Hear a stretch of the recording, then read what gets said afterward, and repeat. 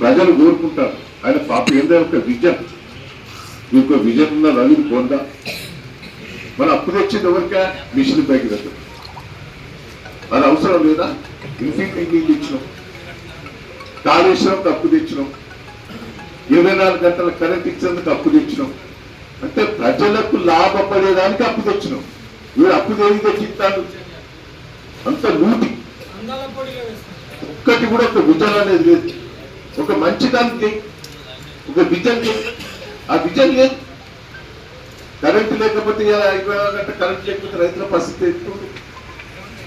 ఆ కాళేశ్వరం నీళ్ళే మా ప్రొడ్యూసర్లకు మండలం అప్పుడైతే పాప కన్నసూయ గారు నా ఎంబడి పడింది.